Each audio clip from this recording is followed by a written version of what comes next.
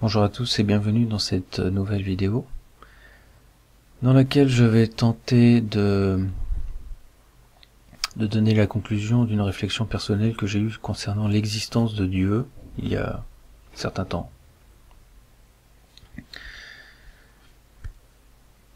Je pense qu'on peut démontrer l'existence de Dieu par la simple logique.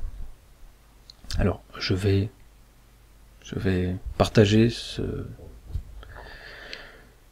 raisonnement logique avec vous dans cette vidéo. Alors, première question. Est-ce que tout ce qui existe, c'est-à-dire même Dieu potentiellement, est-ce que tout ce qui existe répond nécessairement à une loi de causalité, c'est-à-dire si quelque chose existe, est-ce qu'il faut quelque chose qui lui permette d'exister? Quelque chose qui précède cette chose, quelque chose qui crée cette chose. Par exemple, si je prends une feuille de papier, je dessine un bonhomme dessus, je suis le créateur du bonhomme. Ça ne peut pas arriver qu'une feuille de papier, sur une feuille de papier, un bonhomme se dessine tout seul, c'est pas possible. Bon, donc est-ce que même Dieu, potentiellement, répond à une loi de causalité, c'est-à-dire est-ce que Dieu a nécessité un créateur? Et ce créateur a-t-il nécessité un créateur lui-même? Etc. etc.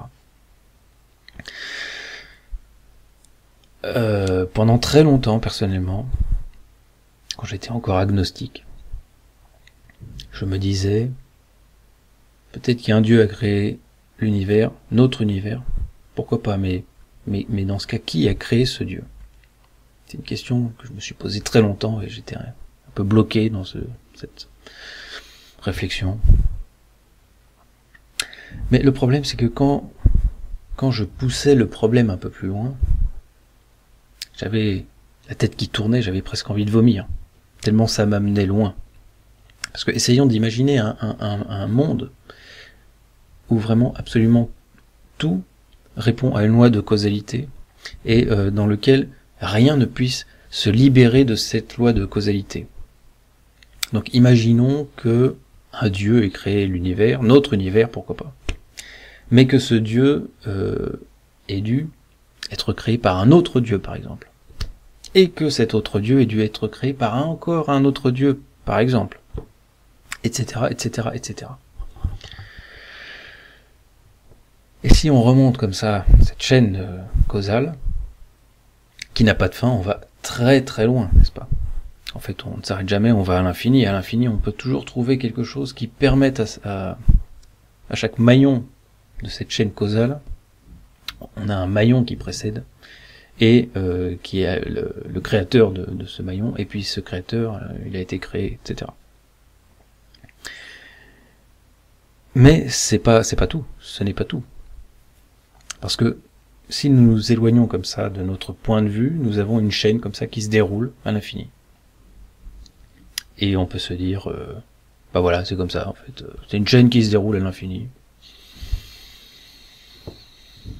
C'est étonnant, mais pourquoi pas après tout? Parce que l'existence même de notre monde est étonnante. Normalement, il ne devrait absolument rien y avoir. Je pense que nous sommes d'accord. Alors, on pourrait se dire, c'est une chaîne comme ça, infinie. Bon, pourquoi pas. Mais le problème, c'est que cette chaîne, même infinie, dans un sens, hein, on peut aussi parler d'arbre causal. Moi, j'aime bien parler d'arbre causal. C'est un peu plus représentatif, je pense, parce qu'une seule cause peut être la cause de plusieurs conséquences qui peuvent se recroiser, etc. Bon, là n'est pas la question. Mais quand on regarde cette chaîne ou cet arbre causal, quelque part, on peut le regarder de l'extérieur, comme un objet comme ça perdu au milieu du néant. Et finalement, on retombe sur le même problème. On regarde cet objet, cette chaîne causale ou cet arbre causal, et on se dit, mais qu'est-ce que ça fait là? Qu'est-ce que ça fait là? Autour, il n'y a rien, le vide intersidéral. Et on tombe là-dessus. On se dit, mais qu'est-ce qui permet à cette chose d'exister? Et en fait, cette chaîne causale, doit être le maillon d'une nouvelle chaîne causale. C'est-à-dire que cette chaîne causale, pour exister, a nécessité un créateur qui lui permet d'exister, qui dise, ici il y aura une chaîne causale, dans laquelle chaque chose donnera naissance à autre chose, etc. Donc ça veut dire que cette chaîne causale elle-même intègre une autre chaîne causale, qui elle-même peut être vue de l'extérieur, comme un objet isolé. Et on peut aussi se dire, mais qu'est-ce que ça fait là? Et cette nouvelle chaîne causale doit elle aussi être contenue dans une autre chaîne causale. Alors là on tombe dans un espèce de labyrinthe infini, c'est-à-dire une infinité d'infinité, quelque chose qui n'a pas de bord, qui n'a pas de... Et moi, quand je considère ceci, j'ai vraiment la tête qui tourne, j'ai presque envie de vomir. C'est comme, vous savez, quand on regarde deux miroirs l'un en face de l'autre, et on peut voir presque l'infini, vous voyez. Mais là, c'est pas seulement l'infini, c'est l'infini de l'infini de l'infini de l'infini. C'est vraiment à se faire exploser la tête. Bon. Et à force de contempler ceci, moi j'arrête parce que à cause de la tête qui tourne.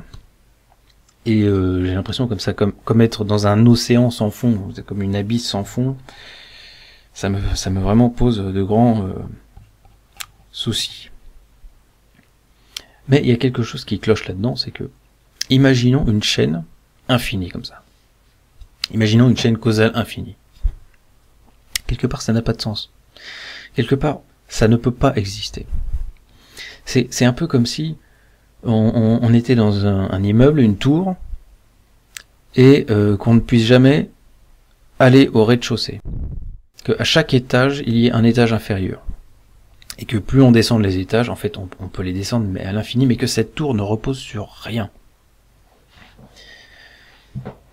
Je pense personnellement que ça ne peut pas exister. Ce genre de choses n'est pas logique. Tout à l'heure, j'ai dit, en toute logique, il ne devrait rien y avoir. Et je pense que on peut partir plutôt de ce point de vue-là. On peut essayer d'imaginer le monde, c'est-à-dire de manière générale, hein, comprenant notre univers et tout ce qui existe en dehors de lui, si jamais il existe quelque chose. Et j'aimerais qu'on considère, en toute logique, à quoi devrait ressembler le monde, c'est-à-dire à rien. Il ne devrait ressembler à rien, puisqu'en toute logique, il ne devrait y avoir, s'il n'y a pas de cause première, il ne devrait rien y avoir.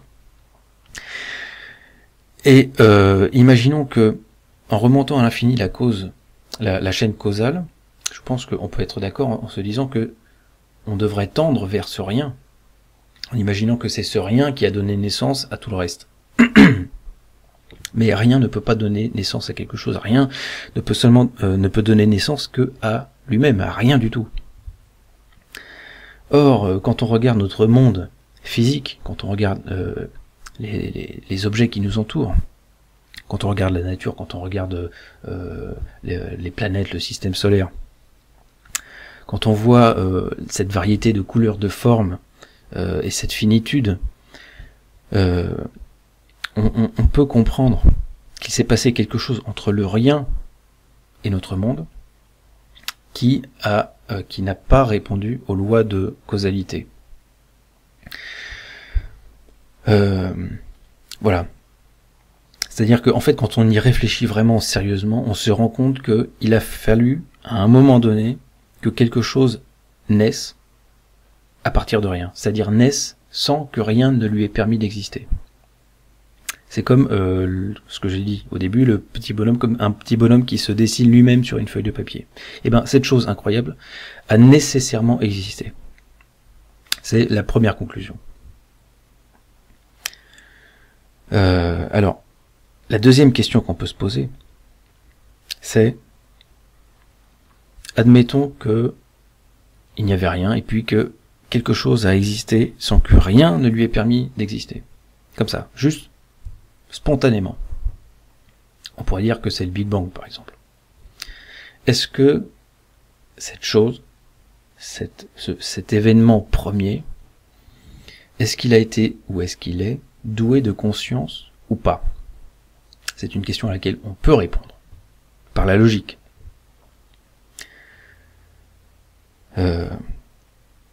Prenons une chose sans conscience. Prenons une chose sans conscience, un objet, un cube, un ballon, une planète même, une planète qui tourne comme ça sur son orbite, un météorite, n'importe quoi.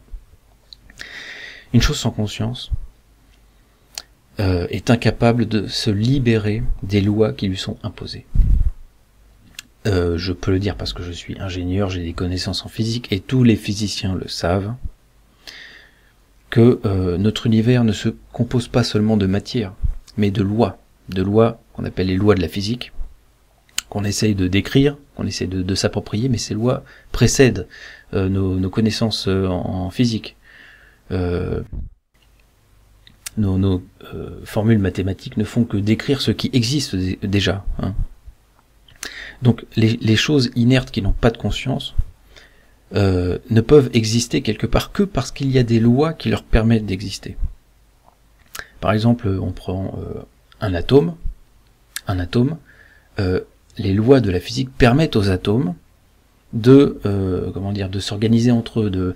Il y a des forces qui existent, qui leur permettent à la fois de s'agglomérer les uns les autres et sans fusionner les uns dans les autres. Il y a des lois comme ça qui permettent aux atomes d'exister.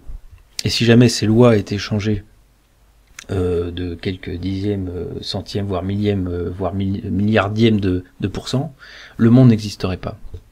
La matière ne serait pas stable et le monde n'existerait pas. Si notre monde existe, c'est parce que il y a quelque chose ou quelqu'un qui a fixé les lois de la physique de telle façon à ce que notre monde existe. Bref. Donc, pour qu'une chose inerte existe, il faut que quelque chose l'ait précédée pour lui permettre d'exister. Si jamais quelque chose d'inerte existait, si jamais la cause première, l'événement premier n'avait pas de conscience, à quelle loi est-ce qu'il répondrait? À quelle loi est-ce qu'il répondrait? Il ne pourrait répondre à aucune loi, puisqu'il faut d'abord que ces lois existent. Et c'est pour cela donc que cet événement premier, cette chose première, qui a existé toute seule, sans que rien ne lui permette d'exister, a forcément été douée de conscience. Parce que seule une conscience peut réaliser la chose extraordinaire qui est d'exister par elle-même. Seule une conscience est capable de faire ce genre de choses. Donc voilà ce que la logique dit. La logique dit qu'il y a bien eu une cause première, quelque chose qui est né sans... qui s'est libéré du rien, vous voyez, qui est né sans que rien ne lui ordonne de le faire, qui a décidé d'exister et qui a existé sans qu'on lui permette, sans qu'on lui donne les moyens de le faire. Ça c'est la première conclusion. Et deuxième conclusion, cette chose a été consciente, a été ou est douée de conscience. Alors, évidemment, quand on regarde cet événement, cette entité première, eh bien, on voit que c'est Dieu. Nous voyons que c'est Dieu, quelque chose qui s'est créé de lui-même. Doué de conscience, eh bien, c'est Dieu, tout simplement. Donc voilà où nous mène la logique. Alors évidemment, il s'agit là d'un argument plus que d'une preuve, n'est-ce pas? Cela ne nous dit pas à quoi ressemble cette entité première, cela ne nous dit pas s'il y en a eu une ou plusieurs, après tout. Si c'est arrivé une fois, pourquoi pas 2 ou 3 fois, hein? Mais juste pour dire que si, la logique ne permet pas de prouver l'existence du Dieu de la Bible, par exemple, eh bien en tout cas elle ne contredit pas, loin de là, son existence. Et en fait, elle pose comme premier principe qu'il y a au moins eu un Dieu conscient et créateur. Voilà. Donc merci de m'avoir écouté et j'espère à très bientôt dans une autre vidéo concernant la spiritualité.